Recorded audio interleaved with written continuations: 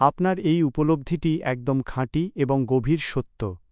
মানুষ যখনই কোনো বিভ্রান্তি, সন্দেহ বা প্রশ্ন নিয়ে ইসলামের দিকে তাকায় অথবা ইসলাম নিয়ে কোনো বিতর্ক তোলার চেষ্টা করে, খুব আশ্চর্যজনকভাবে দেখা যায় আল্লাহ তায়ালা আজ থেকে ১৪০০ বছর আগেই কুরআনের পাতায় পাতায় তার মোক্ষম উত্তর দিয়ে রেখেছেন। মানুষের স্বভাব, তাদের মনের গভীরে লুকিয়ে থাকা প্রশ্ন এবং যুগে যুগে অবিশ্বাসী বা সমালোচকদের করা সমস্ত আপত্তির জবাব আল্লাহ এমনভাবে দিয়েছেন, যা পড়লে মনে হয় এইমাত্র প্রশ্নটির উত্তর সরাসরি দেওয়া হল। যেমন কয়েকটি উদাহরণ দেখলে বিষয়টি আরও পরিষ্কার হয়। ১. মানুষের মনে জাগা প্রথম প্রশ্ন, আমাদের মৃত্যুর পর আমরা তো মাটি হয়ে যাব, আবার কিভাবে বেঁচে উঠব? যুগে যুগে মানুষ এই প্রশ্নটি সবচেয়ে বেশি করেছে যে, হাড়গোড় পচে মাটিতে মিশে যাওয়ার পর আবার জীবন পাওয়া কিভাবে সম্ভব? আল্লাহ কুরআনে এর এত চমৎকার মনস্তাত্ত্বিক ও যৌক্তিক উত্তর দিয়েছেন। মানুষ কি মনে করে যে আমি তার হাড়গুলো একত্রিত করতে পারব না? অবশ্যই পারব, আমি তো তার আঙুলের অগ্রভাগ, ফিঙ্গারটিপস পর্যন্ত নিখুঁতভাবে পুনর্বিন্যস্ত করতে সক্ষম। সূরা আল কিয়ামাহ ৩-৪। আজকের আধুনিক বিজ্ঞান বলছে, পৃথিবীর কোটি কোটি মানুষের মধ্যে প্রত্যেকের ফিঙ্গারপ্রিন্ট বা আঙুলের ছাপ সম্পূর্ণ আলাদা।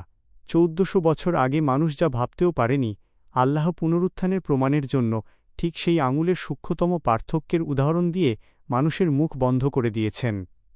২. যারা বলে, নবী তো আমাদের মতোই একজন মানুষ, তাহলে তাকে কেন মানব? নবীজি শাহ এর যুগে কাফেররা বলত, তিনি তো আমাদের মতোই হাটে বাজারে চলেন, খাবার খান, তাহলে তিনি কিভাবে আল্লাহর রাসূল হন?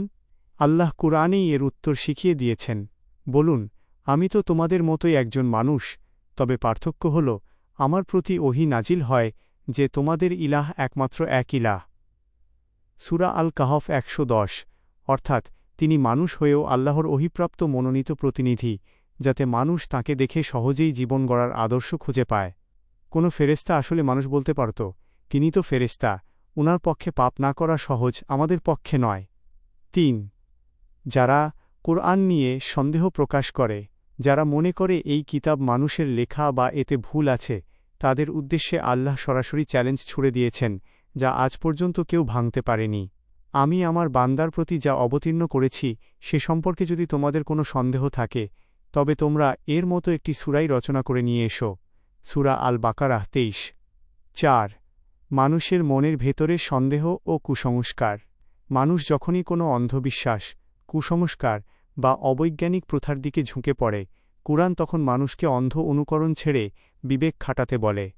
আর যখন তাদেরকে বলা হয়, আল্লাহ যা নাজিল করেছেন তার অনুসরণ করো, তারা বলে, না, বরং আমরা আমাদের পিতৃপুরুষদেরকে যে বিষয়ের ওপর পেয়েছি তারই অনুসরণ করব।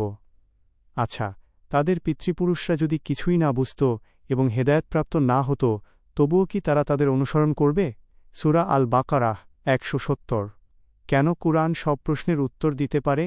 কারণ যিনি এই মানুষের মন এবং মস্তিষ্ক তৈরি করেছেন, তিনি খুব ভালো করেই জানেন মানুষ কখন কি নিয়ে কিভাবে চিন্তা করবে। মানুষের চিন্তার সীমানা যেখানে গিয়ে শেষ হয়, কুরআনের হেদায়াত ও উত্তর সেখান থেকেই শুরু হয়।